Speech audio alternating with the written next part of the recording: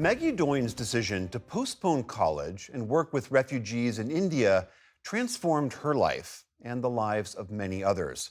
Her story has been captured through the lens of filmmaker and partner Jeremy Power Ridgemball. Here's Maggie and Jeremy's brief but spectacular take on family. Growing up in New Jersey, my parents were a little bit off the beaten track with the no TV and the no internet. I was pretty lucky. I had everything in the world, from a soccer team to play on to a really good public school to go to. As I was graduating in 2005, everyone was going to college. And kind of at the very last minute, I signed up for a gap year. I ended up in the northeast of India, and I was working in a refugee region.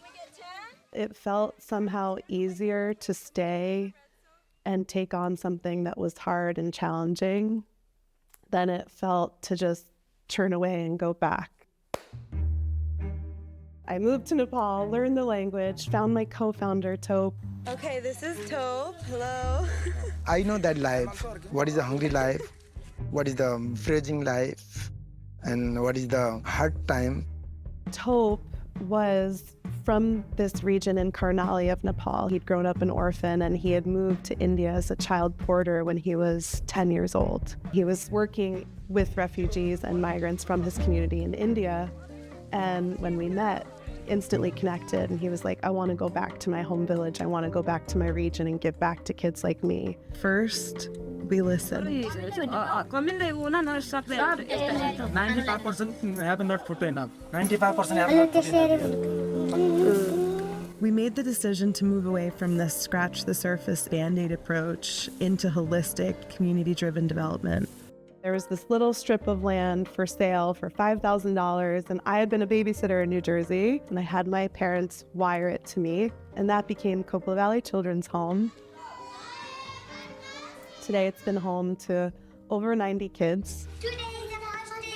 In 2010, we opened our dream school for the region's most vulnerable children.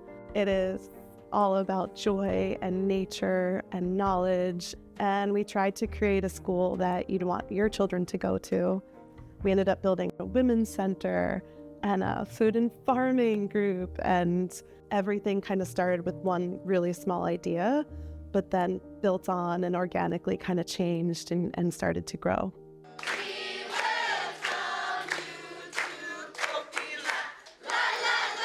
So Jeremy was a filmmaker from Canada, and we ended up instantly connecting, and we fell in love. And here he is. Here's Jeremy. Hey. Hey. My name is Jeremy. I'm the love interest in this story. Over the past 9 years, I've been capturing our journey and love story together, and the film is called Between the Mountain and the Sky. I think it's about finding hope in the dark, even when the world seems like it's all against you. Like, if you count the spots on their back, you know how old they are. And just the idea of what does it mean to be a family. Our decision to have biological children happened really early, and all of a sudden Ruby was there, and we were definitely worried about, like, what is it going to mean to bring a biological child into the family, and will there be jealousy or strange feelings?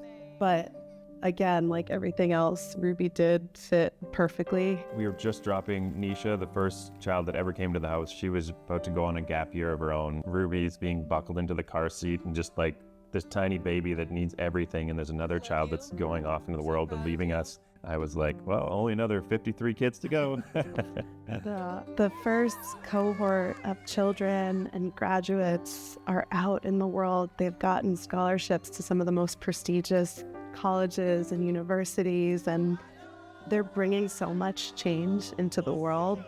It's incredible. My name is Maggie Doyne. And my name is Jeremy Power Ridgemball. And this is our brief but spectacular take on family. You can find more brief but spectacular videos at pbs.org/newshour/brief.